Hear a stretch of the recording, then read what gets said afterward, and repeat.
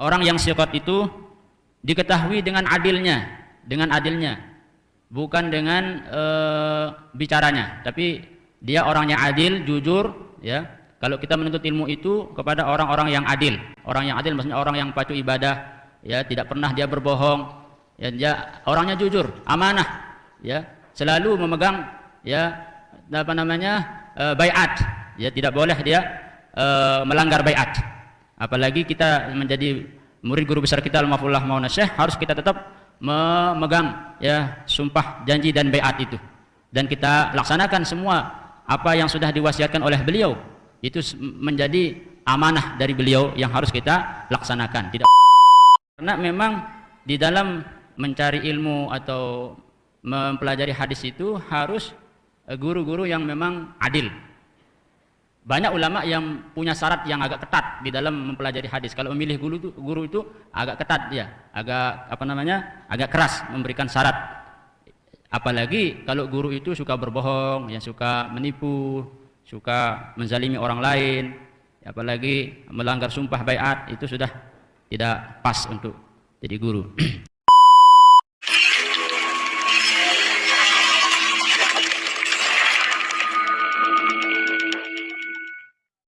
Wa ghairuha li arba'in yanqasimu ma yanfa'un nasa wa in yadurruhum. Selain daripada keduanya, yaitu selain daripada ilmu agama tadi, ilmu syar'iyah tadi, kemudian ilmu-ilmu alat yang mengantarkan kita kepada pemahaman kepada Al-Quran dan hadis, yaitu ada juga 4 macam ilmu selain yang 2 tadi. Yang pertama adalah ma yanfa'un nasa wa in yadurruhum, ilmu yang bermanfaat untuk kita dan tidak akan mendatangkan mudarat sedikit pun. Ilmu yang bermanfaat untuk kita dan tidak akan mendatangkan mudarat. Wa in di sini adalah bimakna ma. In bimakna ma an-nafiyah. Kalau orang belajar ilmu nahu pasti dia akan membedakannya. Jadi in di sini bukan in syartiyah tapi ma an-nafiyah atau bimakna ma an-nafiyah. Wa in yadurruhum ay wa ma yadurruhum, dan tidak akan memudaratkannya, tidak akan mendatangkan mudarat baginya. Ini bagian yang pertama, ma yanfa'un nas wa ma yadurhum, apa yang bermanfaat. Kalau kita pelajari itu bermanfaat. Misalnya apa? Misalnya ilmu hisab, ilmu matematika. Ya, dengan ilmu matematika kita bisa menghitung, kita bisa mengukur, kita bisa membuat apa namanya bangunan-bangunan dengan ukuran-ukurannya, dan dipelajari di sekolah-sekolah, di madrasah-madrasah. Kemudian wattibabah. Attibabah ini ya sama dengan hiyatah atau attib. Attib itu artinya kedokteran, ilmu kesehatan, ilmu kedokteran. Mendatangkan manfaat kesehatan untuk memeriksa kesehatan kita dan tidak akan mendatangkan mudarat, ya, akan mendatangkan manfaat. Ya, sama dengan profesi yang lain, pekerjaan yang lain seperti khiyatah, ya, keahlian-keahlian yang lain seperti menjahit, ya, dan kegiatan atau pekerjaan yang sifatnya kreativitas, ya, seperti menjadi tukang dan sebagainya. Itu ada ilmunya dan perlu dipelajari karena bermanfaat untuk manusia dan tidak akan mendatangkan mudarat. Kemudian arafu bil hisabi ansibal waladi. Yang dimaksud di sini bahwa mereka ya mengetahui dengan sebab dengan hisab itu ya anak-anak yang cerdas, pintar. Jadi beliau tadi menjelaskan kepada kita ilmu yang pertama ini perlu dipelajari. Kemudian yang kedua, wa ma yadurru wa adimun naf'i. Yang kedua adalah ilmu yang memudaratkan, yang membahayakan dan tidak ada sedikit pun manfaatnya. Wala yanfa'u. Tidak ada sedikit pun manfaatnya. Malah akan mendatangkan kemudaratan. Mana contohnya? Ilmu nujum. Seperti ilmu kedukunan, ilmu dukun, ilmu bintang-bintang, ya, ilmu perbintangan. Banyak macamnya ilmu perbintangan ini. Ada yang digunakan untuk ya meramal kejadian-kejadian yang akan datang. Misalnya meramal nasib orang, apakah dia celaka atau tidak celaka, beruntung atau tidak beruntung. Nah, ilmu kegaiban seperti ini diharamkan. Bahkan belum mengatakan haza ilmun mal'unun ba'isun. Jadi ini adalah ilmu yang dilaknat oleh Allah Subhanahu wa taala, yang bisa membawa orang kepada kekufuran. Karena dia bisa menganggap dirinya bisa meramal sesuatu padahal belum terjadi, tapi dia sudah ramal-ramal dan sebagainya. Bahkan juga disalahgunakan, seperti digunakan untuk sihir, ya, digunakan untuk memisahkan antara orang dengan keluarganya dan sebagainya. Nah, ini ilmu nujum ini sangat berbahaya. Failusub bid'i termasuk juga yaitu ilmu perbintangan yang ada kaitannya dengan falsafah bid'ah, ya, yang sifatnya bid'i, yang dimana ilmu filsafat ini banyak juga yang berbahaya, terutama untuk pikiran kita. Maksudnya, misalnya ilmu filsafat itu digunakan untuk mengatakan, misalnya alam ini ada dengan sendirinya, alam ini berwujud dengan sendirinya, alam ini dia saling mempengaruhi antara satunya yang lain, kemudian menafikan kudrah Allah Subhanahu wa taala. Dia tidak meyakini bahwa alam ini ada penciptanya. Nah, ini akan membahayakan keyakinan dan keimanan seseorang. Oleh sebab itu tidak boleh dipelajari, bahkan haram dipelajari. Kemudian beliau mengecualikan di dalam syair beliau ini, illal ladzi tuharrajul awqatu, kecuali ilmu perbintangan yang digunakan untuk mencari waktu sholat, untuk mengetahui waktu sholat, ilmu kalender.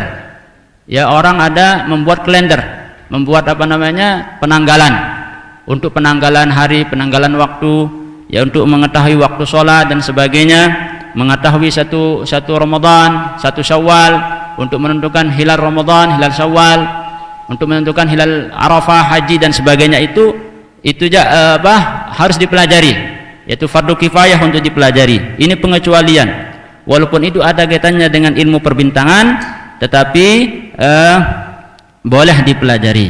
Wa bihi wa qiblatun, begitu juga untuk mengetahui kiblat salat. Qala as-siqatu.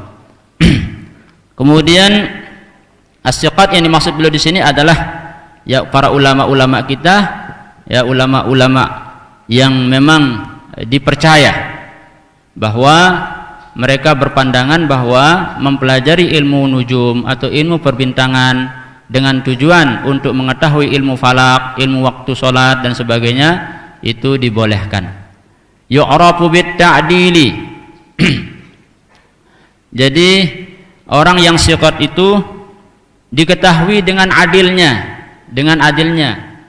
bukan dengan bicaranya, tapi dia orangnya adil, jujur, ya. Kalau kita menuntut ilmu itu kepada orang-orang yang adil, maksudnya orang yang pacu ibadah, ya, tidak pernah dia berbohong, ya, dia orangnya jujur, amanah, ya, selalu memegang, ya, baiat, ya, tidak boleh dia melanggar baiat. Apalagi kita menjadi murid guru besar kita Al-Mafullah Mauna Syekh, harus kita tetap memegang, ya, sumpah, janji dan baiat itu, dan kita laksanakan semua apa yang sudah diwasiatkan oleh beliau.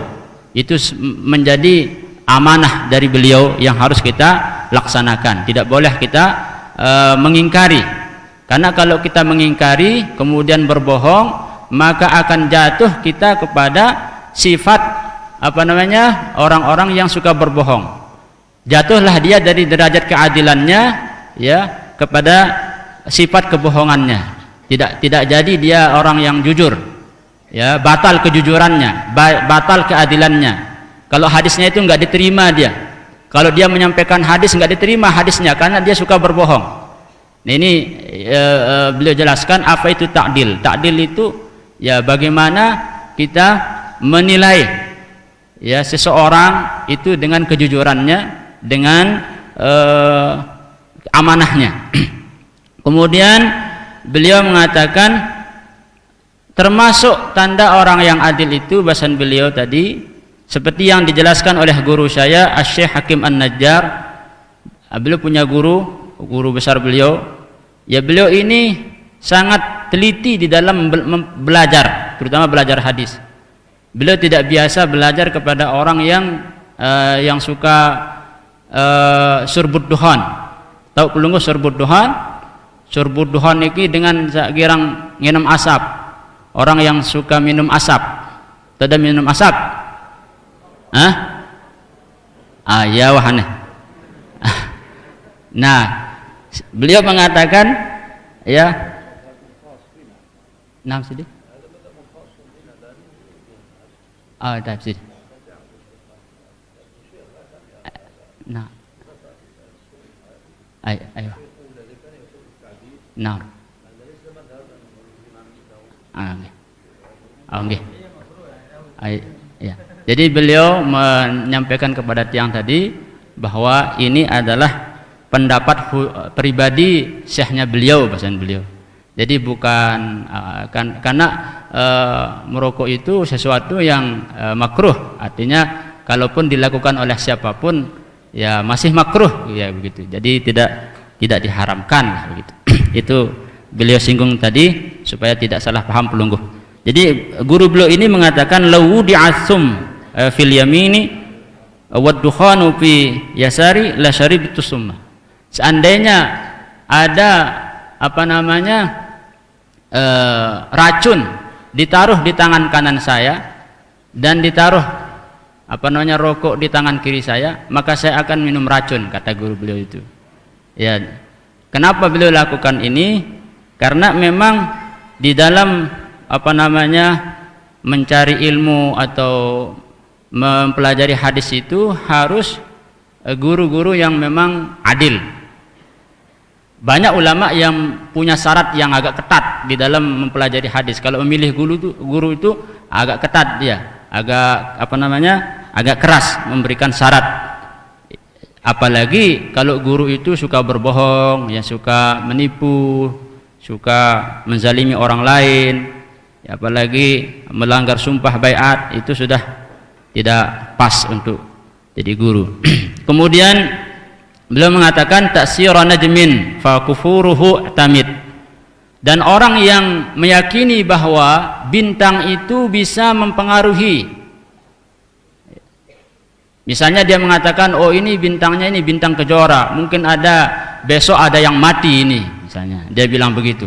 Oh ini ada bintang, mungkin besok dia hujan. Ini ada bintang, besok dia. Nah, hal-hal seperti itu tidak dibolehkan dalam agama kita.